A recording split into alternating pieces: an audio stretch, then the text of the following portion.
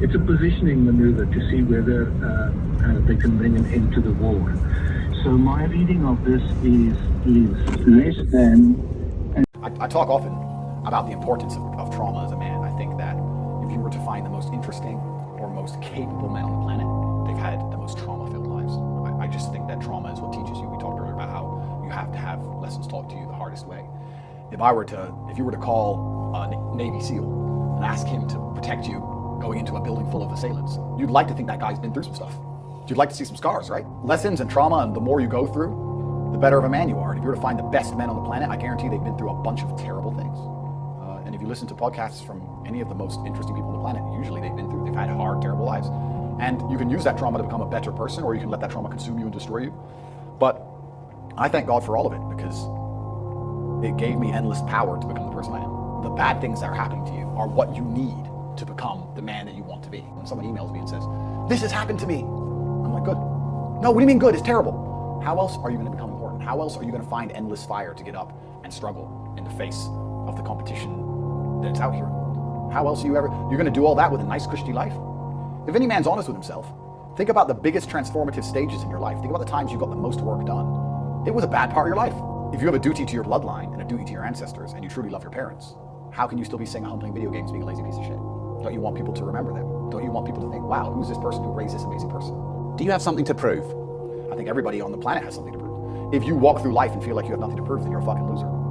If you wake up each day and go, I don't owe anybody anything, I don't have to prove anything to anybody, then you are a loser, because you are absolutely not incorrect. You must prove yourself to other people. You must prove yourself to your bloodline, as we just discussed. You must prove yourself to God. God hates the lazy. He can't stand them.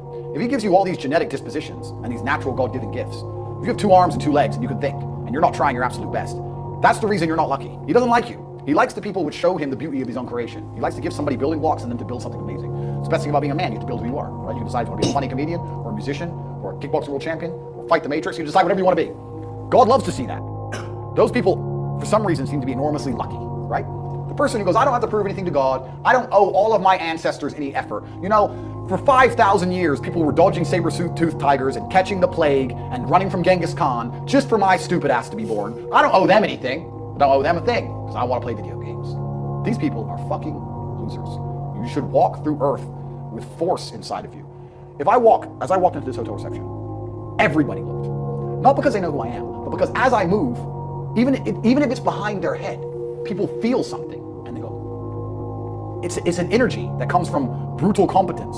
It's almost like an evolutionary thing where a rabbit can just smell a fox. It just knows. That's what happens when a predator walks in a room, even amongst humans. You pay attention next time you're in a restaurant. If a man who's truly dangerous walks in, nearly every other man kind of looks up at the same time. You feel it. You need to, or you don't survive. We've evolved with that to live. That's who I am. I couldn't imagine not being that man. I've done that because I've been trying to prove myself to my lineage my entire life. I wake up every day with something to prove. I have hundreds of millions of dollars. I wake up and think, fuck, more. I'm in fantastic shape, 4 times world champion. Fighting the Matrix out here by myself, more. I will have to be braver. I must try harder. All I do is prove myself. So when I hear people go, I don't have nothing to prove, then you're a fucking loser. Peasants have never felt like they needed to prove anything. But kings felt like they needed to go and conquer land. Isn't that it's coincidental that the king, who already had it all, felt like he needed to go to some far-flung land and conquer it and take it and prove he's the king. But the peasants, oh, I don't have to prove nothing to nobody. You're a fucking loser then. You're a dummy. I absolutely and utterly completely have everything to prove to everybody all of the time. That's who I am. I will prove anything to anybody. If I sit and say X, I will prove it to anyone. I can be checked anytime. If someone were to come up to me in that lobby and argue with my ideas, I would have proved that my ideas are sound. If they would have attacked me, I would have destroyed them completely and utterly. Absolutely. That's who I am. So yes, I have a lot to prove, my friend.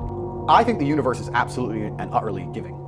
I've never seen anybody dedicate themselves to something completely and fail. I've never seen somebody eat right, go to the gym every day, train really hard, and not be in good shape.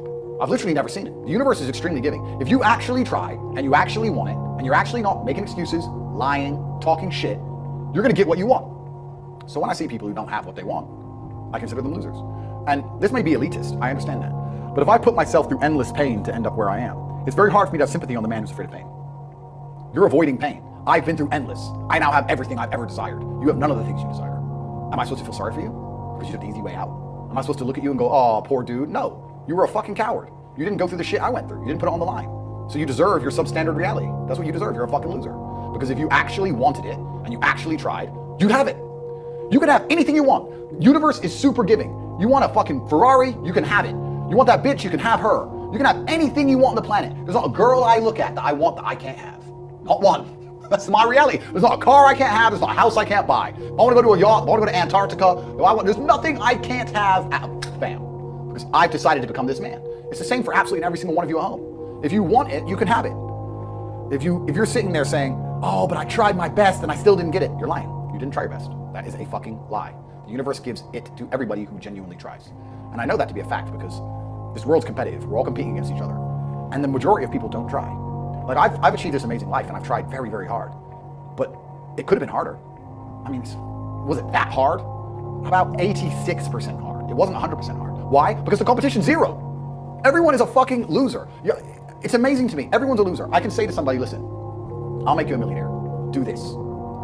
Oh yeah, but the kids are home from school now. That's it. They're done. And then they'll say and go, oh, I really wish I had some money. You are a loser. I will sit here on this podcast. People will listen to me for hours. And I will say, listen, I have hundreds of millions of dollars and I will teach you how to make money. CorporateTake.com, I have a school, university designed specifically to teach you how to make money. I clearly know how to make money. You clearly like what I say. You obviously believe I'm intelligent and integral. I won't lie to you. And still, a whole bunch of people will sit there and go, yeah, anyway, next video. And then they'll say, can't afford a Ferrari, and wonder why. Like they'll be confused in their minds how they didn't end up getting what they want. Because you're a fucking loser. That's why. And the majority of people are losers. And this goes back to why, when we were saying earlier, how I know the elites view us. Because I'm from a council estate in Luton, a single parent household. And I've only been rich 10 years or so. And I despise losers. So imagine you're a billionaire born into a family, a lineage which has controlled Earth for hundreds of years. Imagine how much they despise us. You think they give a fuck about putting a bullet in me? You think they're gonna have any sleep at night missed? You think they give a solitary fuck about you missing your fucking parents' funeral because of the common cold? They don't give a solitary shit. Why would they? Because I already know how I feel when I listen to losers complain. Because this is what happens at a certain level of competence and power. You just get to a point where you're like, I'm tired of hearing your fucking excuses. That's bullshit. And you become to a degree, yeah, cold and psychopathic. It's true. That's what happens. And I get it all the time. I get thousands of emails a day. Everyone I grew up with, people I know, I get it all the time. They'll message me, hey man, I'm just unlucky. You are not unlucky. You are a lazy fucking loser. You are not unlucky. You're breathing. You're lucky. The unlucky ones are gone. You're alive and you are a lazy loser. So a loser is anybody who does not have everything they want at the drop of a hat. That's who I call a loser. Because I have absolutely everything I could ever possibly desire. And if I wanted something that I couldn't have, I guarantee you, we could speak again in a few months and I fucking have it. I guarantee you. Because if I want something and I can't have it, I can't sleep. When I was broke, I couldn't sleep. I don't know how there's broke people out here sleeping just fine at night.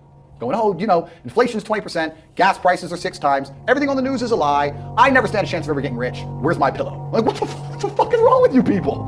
I'd go to bed at night as a teenager and think, I looked it up on the internet. It was a Honda Civic Type R. I wanted one. It was like 38,000 pounds. I had no money. I had less than 50 pounds in my bank account. Couldn't afford it. Then I looked up how much a Ferrari cost. 210,000 pounds. And I said to Tristan, my brother, I was like, there are people with 210,000 pounds for a car. And he's like, yes, so? I'm like, no, so. How? If I worked my job for 6 years and saved every penny, if I walked to work and didn't eat, I couldn't buy this car. How are people doing this? I couldn't sleep at night when I was broke. I knew that everything was a lie. I knew the Matrix was lying to me. I knew I had to find a way out. I was sitting there going, I refuse to live my human years and be some second-class citizen peasant when there's people out here who get to do whatever the fuck they want. I couldn't tolerate it, and I was so uncomfortable that it gave me the motivation I needed to escape. But the people who go, oh yeah, nice Ferrari, yeah. Back to the TV. Dummies, losers. And the thing about the world is, we need losers. I'm not mad at losers. If that's the reality you've chosen to live, you get one spin in this version of life, and you decide you want to be a loser, that's fantastic, because my cars need cleaning, a hotel room needs cleaning, I have a party with all these beautiful women that's a bit of a mess. Please, go pick it up. Somebody needs to do that shit. I ain't gonna fucking do it. If I had to walk to a hotel room and clean up after some other man's party, I guarantee you I'd do whatever it fucking took to become rich so I didn't have to do that shit anymore. But you wanna do that for 20 years? Thanks, friend.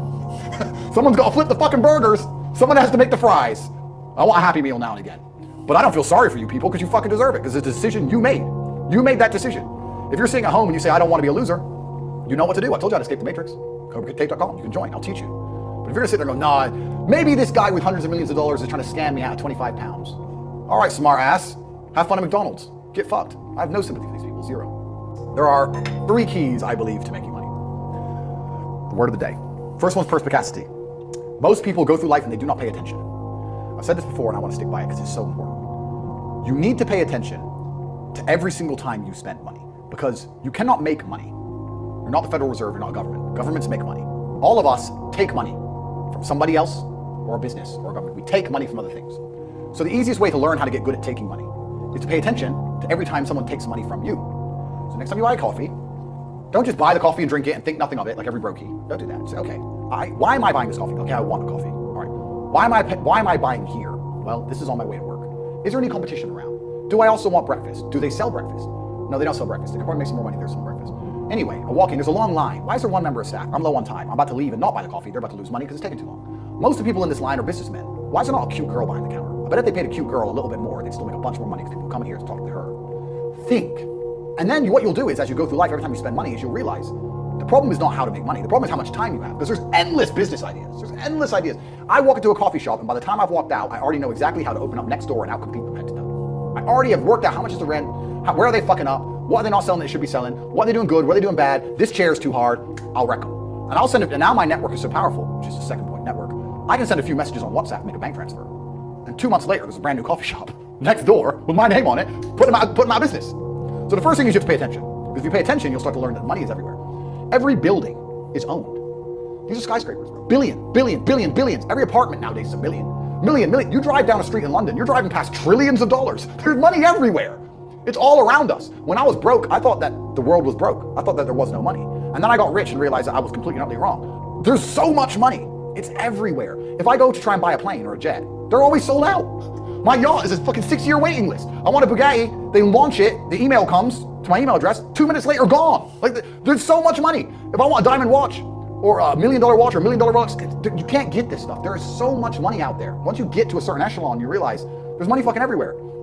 So there's plenty of money in the world. People with no money are just not very good at taking it. So you need to start paying attention. It's the first thing. Second thing is network. It's hard to make money if you don't know anybody who has money. If you sit in a room full of ice cream experts, and all they talk about is ice cream, how to make ice cream, the different flavors, how to store it, how to move it, how to sell it, even by accident, if you hang around with these people long enough, when someone asks you a question about ice cream, that's what you're gonna know the answer. You're gonna say, you know what? That's because it's pistachio, and that needs to be 2 degrees higher than chocolate. And then you're looking at a smart ass. So if you sit in a room full of people who are making a bunch of money, everyone understands this. Your network is your net worth. You're the sum of the 5 people you spend the most time with. Everybody understands this. And then they still hang around with fucking losers because they're dummies. You're right. I am the sum of the 5 people I spend the most time with. Anyway, this is my friend Nick. He's so funny when we go drinking because he gets really drunk. Losers. I don't talk to anybody who is not winning. Every phone call I will answer, if I answer a phone call, it is from a winner. I don't talk to losers. Everyone I talk to is rich. Everyone I talk to is making money.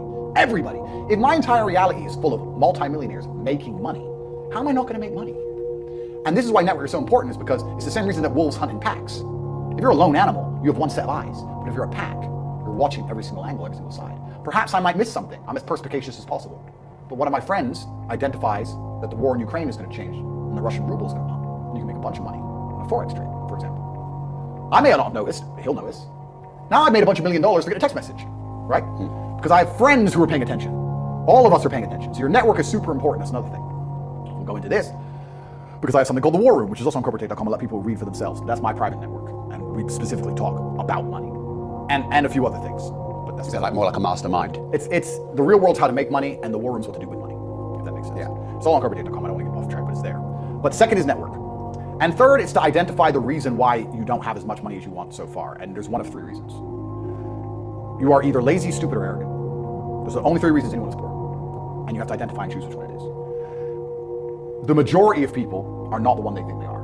The majority of people are the one I'm about to say at the end. So let's start with lazy.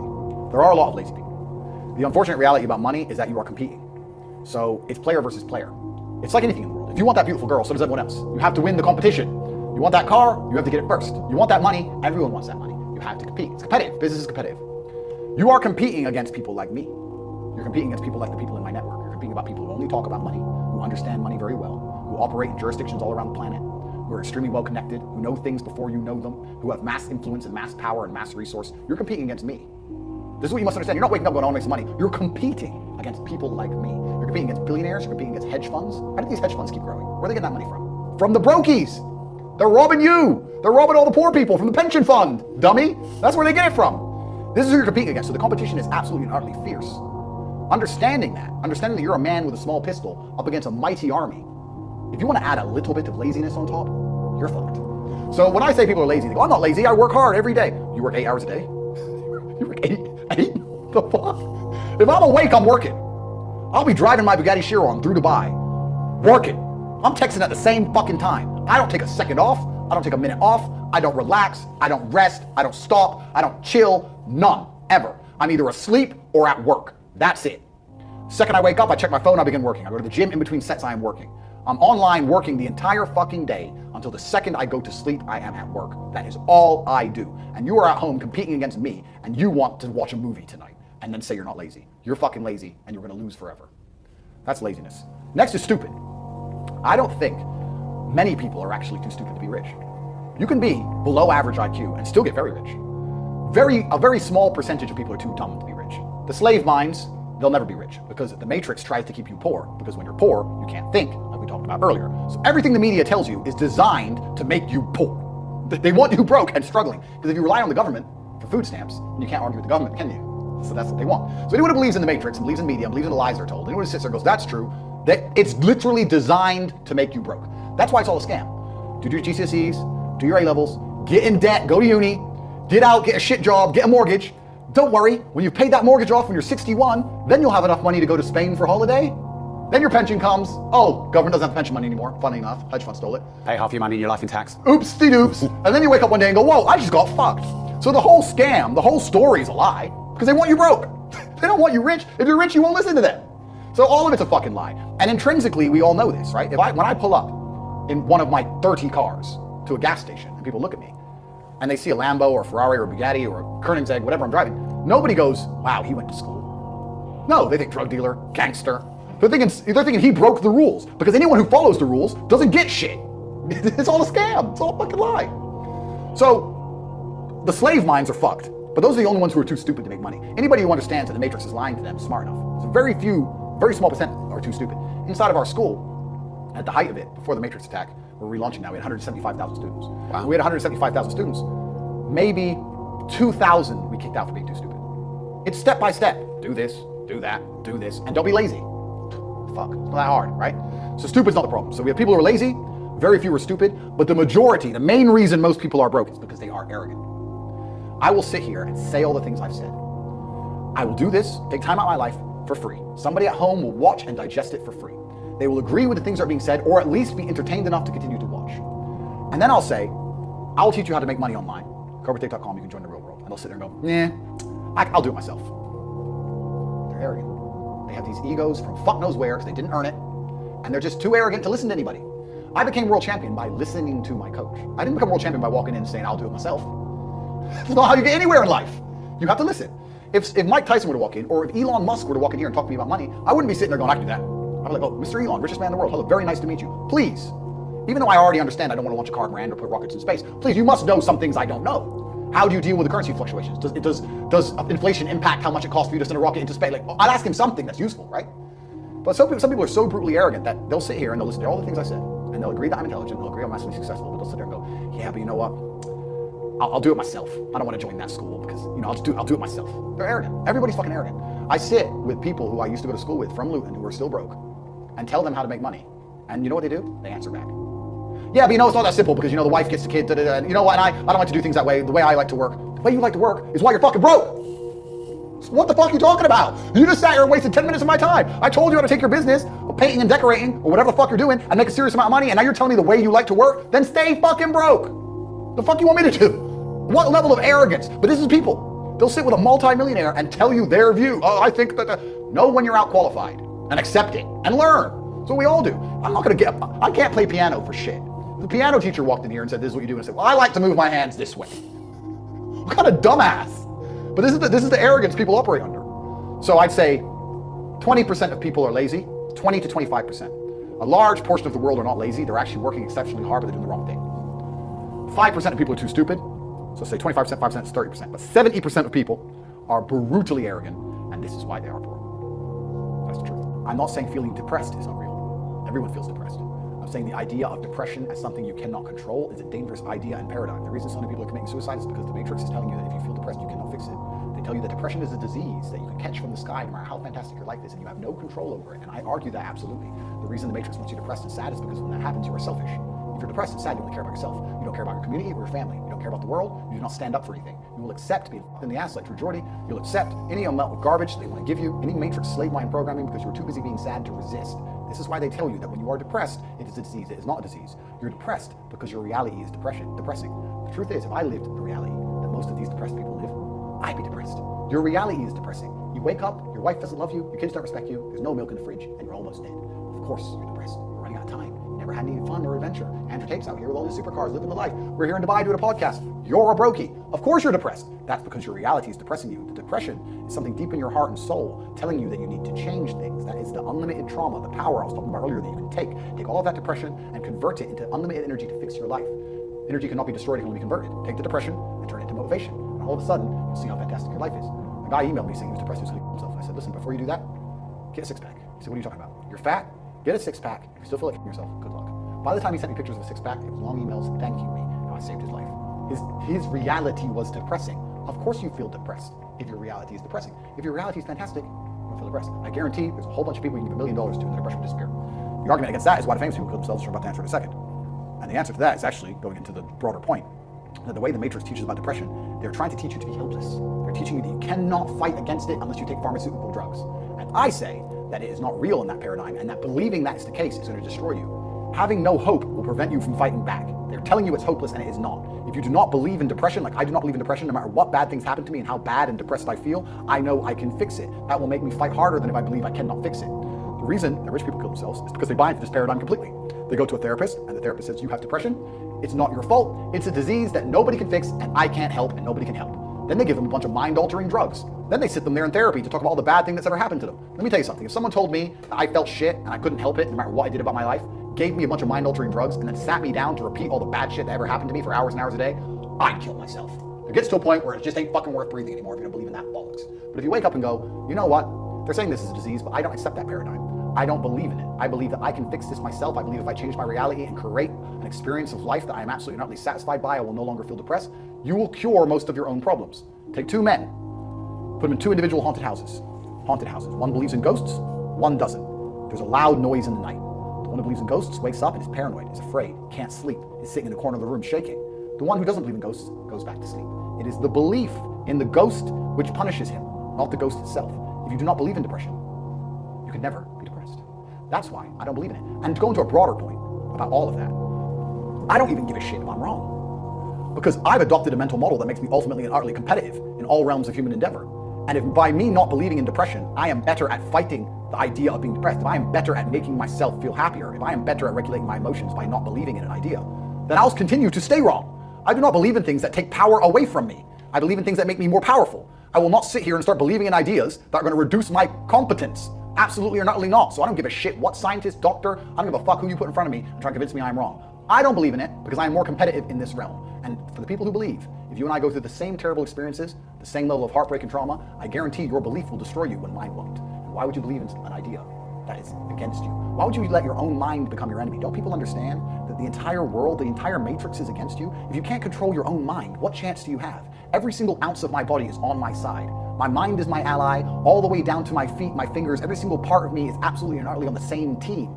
We are a united front against the enemies of freedom. How can I have my own mind betray me and tell me that I can't do something? I don't give a fuck if I decide to jump off this building. If I decide I'm not going to die, I am not going to die. My own mind will not betray me. Perhaps I'm wrong, but I believe that I stand a better chance of survival if I believe I will survive, as opposed to thinking I will certainly die. People underestimate the power of the mind. I do not believe in anything that takes power away from me, and another thing I do not do is adopt the thinking of people who are sad. When I say this, depressed people send me long emails trying to convince me I'm wrong. Why the fuck would I want to think like you when you don't want to live? Why would I want to think like you when you want to kill yourself and I'm perfectly fine? Adopting the thinking of somebody who doesn't want to live anymore is probably the most stupid, asinine, inane, childish, ridiculous thing a functioning adult can do. If you're depressed, I don't want to think anything like you, so take your opinion and get fucked. My primary goal when I speak is to make people think.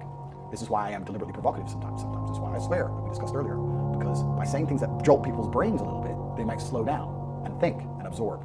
If I sit and I don't talk as aggressively or quickly or compendiously or concisely, or if I don't swear, then it's very easy for it to go in one ear and out the other. So my talking style is designed to disrupt. So it seems like I'm on the exact right show, the place I'm supposed to be. Amen. Every single thing about civilized society is underpinned on violence. The idea that violence will eventually appear is the only reason any of this works. If I drive through Dubai too fast, the camera will go off and I'll get a speeding ticket. If I ignore the speeding ticket, they'll add money to the speeding ticket. If I don't pay that, they'll send a bailiff. If I tell him to get fucked, they'll send the police. If I tell them to get fucked, they'll arrest me. If I refuse, violence. It doesn't matter what law, what tax code, anything you can think of. If you disobey long enough, it comes back to the bottom line. The bottom line is always violence. So if you talk to somebody and they don't listen, if you try and reason with somebody, they won't listen. You try and bribe someone, they won't take it. It gets to a point where there's one answer left. Well, then teach them a lesson. A lot of people live inside of the matrix completely. Money is stage one to escaping the matrix. You can't think for yourself and talk the things you believe if you need that wage and that person tells you to shut up. All I'm trying to do is talk to the people who understand what I'm saying is right. When I say these things, there are going to be certain amounts of people who listen to this and think I'm crazy. He's crazy. And there's going to be people who listen to it and go, yes, finally I understand. Finally I know what to do. I've felt this for so long. I've looked around me and knew that this shouldn't be my life. I knew that they're lying to me. I didn't know what to do. Now he's told me what to do. Those are the ones I'm interested in. And they can join the real world. Inside of corporatech.com, I'll see them there. Anybody who thinks I'm crazy, that's fine. I'm crazy. Don't worry about me. I'm a crazy misogynist. The news has never lied to anybody. Every war ever started, the reason the news told you, that's why it started. It's not like every single one's been false flags since the beginning. Every single narrative that they tried to purport upon you is not to control you. It's because they want you to know the truth because you're so important. Don't worry. So if the media is lying about me, they must be right. Why would they lie? Why would they try and convince people that the world's most influential man is somehow bad? It's not because, they're worried he has influence and might push the world in a good direction. Of course not. No, it's because he's such a bad guy. That's why he has no criminal record. No girls come forward saying I've done anything to anybody. No victims of any kind. And somehow I'm evil. And the people who believe this garbage are